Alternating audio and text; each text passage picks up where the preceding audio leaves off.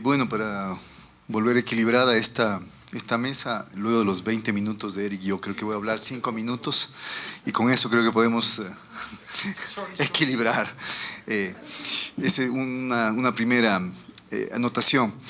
Voy a tratar de ser lo más preciso y lo más directo posible. La segunda aclaración previa, me invitaron a este foro para que comente una ponencia que es precisamente la de Fernando, que tiene que ver con el tratamiento de la prensa internacional y la ley de comunicación. De hecho, podría limitarme a eso y ser bastante directo, digamos, en lo que comente. De todas formas, me parece que el país, este momento, los medios, los periodistas, el público en general, está viviendo un momento, yo diría, bastante especial, de mucha expectativa, a ratos de ansiedad también, sobre el tema de la ley de comunicación, la aplicación de la ley de comunicación. Estamos ya no en el momento de la discusión sobre la ley, ese momento ya pasó, el debate o pseudo debate o debate viciado ya pasó. Es una ley de la República, está aprobada, está en vigencia, hay que aplicarla. Y para eso se requiere, y por ahí quisiera también dejar sentado esto de arranque, se requiere una reglamentación. Toda norma legal, toda ley requiere un reglamento.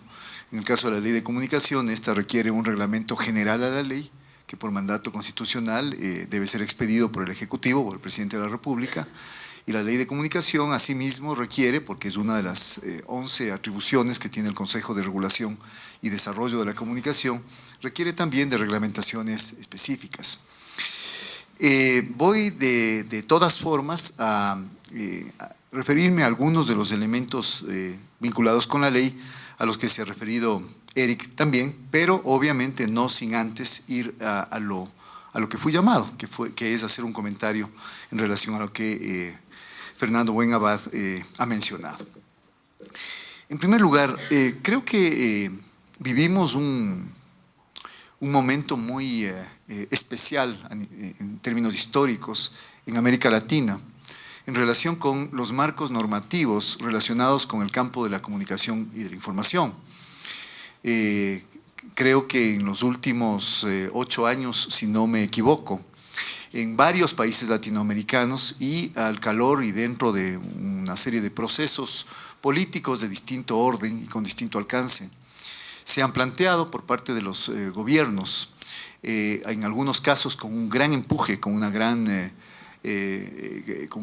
demanda, partiendo de una gran demanda ciudadana, en otros quizá con menos empuje social, con menos base social, una serie de marcos normativos, una serie de leyes que en lo fundamental atañen básicamente al tema de la regulación de lo que son los medios y fundamentalmente los medios audiovisuales, los medios que prestan servicios audiovisuales. En algunos casos esto se ha vinculado también a leyes que tienen que ver con problemas que han vivido ciertas sociedades de manera recurrente e histórica, como en el caso de Bolivia, en relación con el racismo, y es por eso que en el caso de Bolivia hay también una ley y que también generó mucha polémica, mucho debate, mucho tira y afloja, una ley contra el racismo que también, de hecho, atañe, tiene que ver con el papel de los medios de comunicación. En el caso de Venezuela ha sido obvio y notorio el nivel de tirantez que ha habido de parte del gobierno con medios privados, fundamentalmente alrededor de lo que mencionaba Fernando, la llamada ley resorte, que tuvo una cantidad enorme de objeciones, de ataques cuando fue planteada. El caso de Argentina también es bastante conocido con la ley de servicios audiovisuales.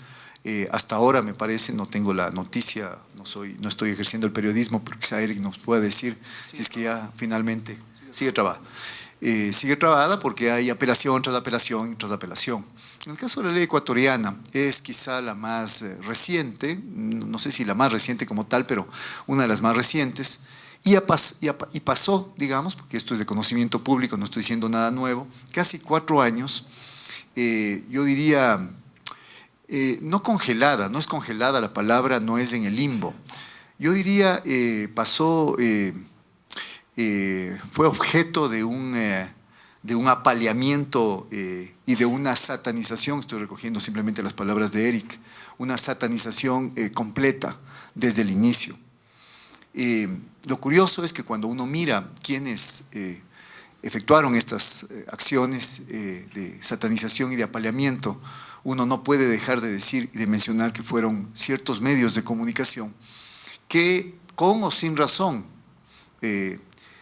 porque tenían miedo o porque finalmente defendían intereses o por lo que haya sido, no conviene en este momento entrar en esos detalles, sintieron que esa ley de comunicación era riesgosa para ellos, era no necesaria para el país, o era no riesgosa sino absolutamente peligrosa para defender sus espacios de poder. Puede haber cualquiera de las tres, yo supongo que hubo las tres razones.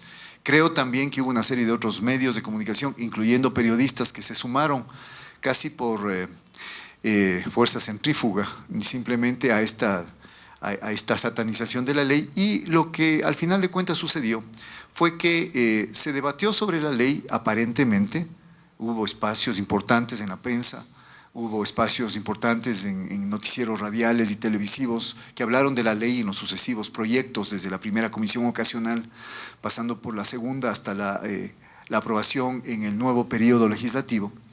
Pero finalmente se suscitó aquí un fenómeno que es un fenómeno muy común en el campo de la comunicación, que es, se construyó un sentido, se generó un sentido, se produjo en el imaginario colectivo una cierta direccionalidad que dejó marcada y dejó una impronta tremendamente grave y fuerte en la ley.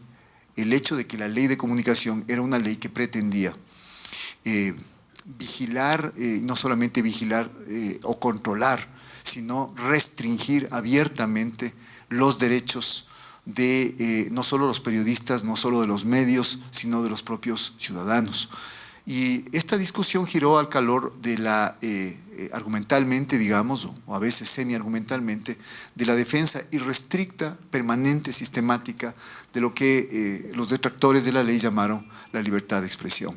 Nunca la nombraban bien, nunca la nombraban del todo, nunca decían finalmente a quién se referían, a qué sujeto se referían cuando hablaban de libertad de expresión. Luego uno podía colegir o inferir que se refería fundamentalmente a ellos, básicamente a los periodistas, que sentían que la libertad de prensa, que es la que le atañe, o la libertad de información, que es la que les atañe directamente en su oficio, no digo como ciudadanos, están obviamente, son sujetos del derecho a la libertad de expresión y de opinión, pero directamente les afectaban, y creo que también el mercado de la comunicación y de la información, porque la comunicación y la información es también un mercado, se vio, yo diría, sobresaltado por esta ley de comunicación, que como bien lo dice Eric, yo estoy recogiendo las palabras y creo que cuando nos citamos o nos parafraseamos con Eric lo hacemos con bastante cuidado, aparte de respeto, pero con cuidado. Precisamente sintieron que esta ley podía poner en juego determinados intereses económicos, aunque no sabían cuál era la ley. Sabían simplemente que había proyectos y de los proyectos se extraían determinados aspectos, determinados puntos, se los enfocaba, porque hacer público algo es, si nosotros recordamos lo que decía Hannah Arendt sobre lo público, publicar algo, publicitar algo, es ponerlo bajo esas luces que nos están en este momento enfocando a nosotros, poniéndonos a la vista de todos, y solo ponían a la vista de todos algunos aspectos de los proyectos que estaban en debate y que se entramparon.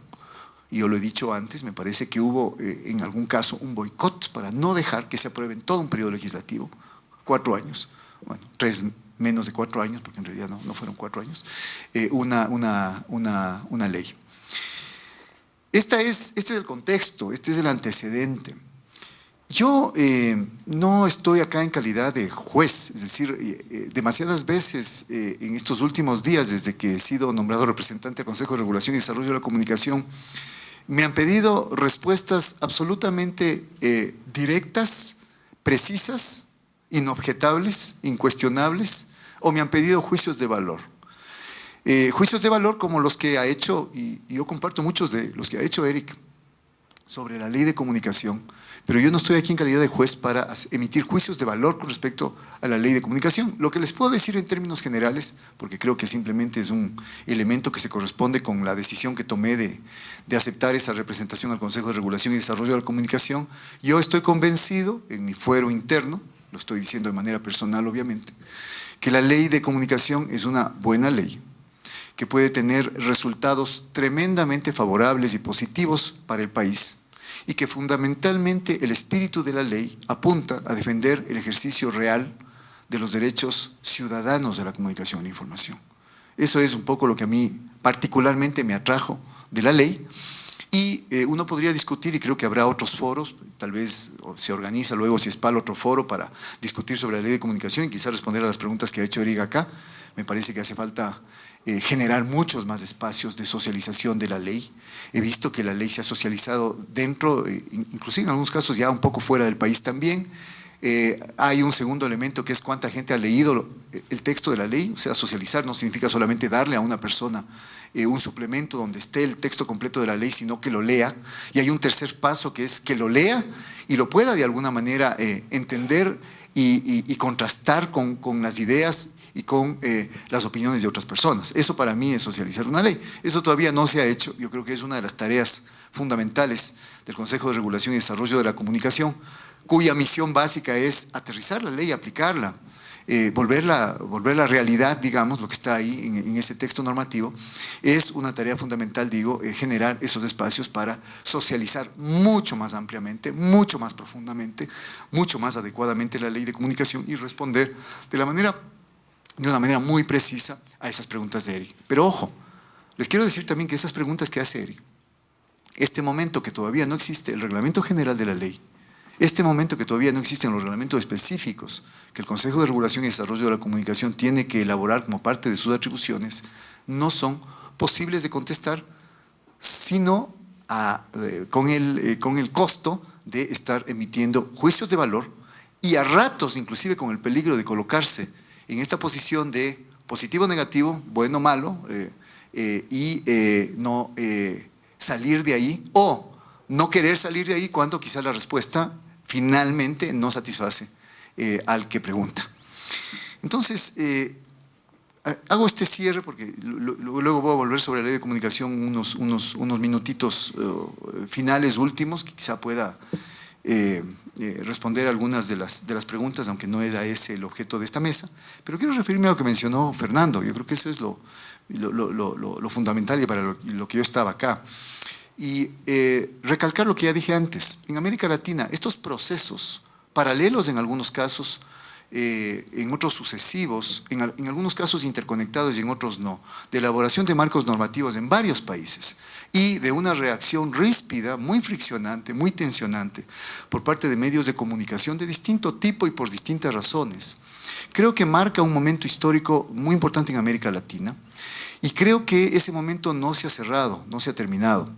Creo que, y no creo, estoy seguro, lo sé porque he participado en grupos de investigación de comunicación política, comunicación y poder, sobre todo el grupo de Claxo, con el que estuve hasta prácticamente este mes, que se culminó la vigencia del grupo durante 4 años, prácticamente casi 4 años, y donde compartimos y nos intercambiamos experiencias de investigadores de 8 países latinoamericanos, Colombia, Bolivia, Argentina, Paraguay, Brasil, Ecuador, sobre lo que ha implicado fundamentalmente para América Latina y para las sociedades latinoamericanas el que los gobiernos se hayan metido en este campo, hayan abordado este tema.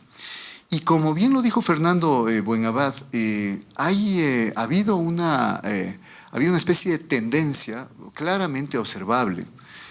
No tengo los miles de artículos que evidentemente habría que tener para tener ese sustento empírico y no caer en ninguna falacia que mencionaba Eric, pero sí he estado muy atento y revisando durante estos últimos años y durante estos últimos tiempos más recientes, sobre todo para el caso ecuatoriano, cuál ha sido la posición de la prensa internacional con respecto a estas leyes, a este conjunto de leyes, y en especial a la ley ecuatoriana. Y sí les puedo decir, sin temor a equivocarme, que haciendo una mirada gruesa, esa esa posición de los medios, esa cobertura que han hecho los medios y la prensa internacional no ha sido prácticamente en ningún sentido favorable a ninguna de estas leyes. Y creo que esto se debe a múltiples razones. Una, desconocimiento de las leyes. Otra, las que mencionaba quizá también aquí Fernando Buenabad.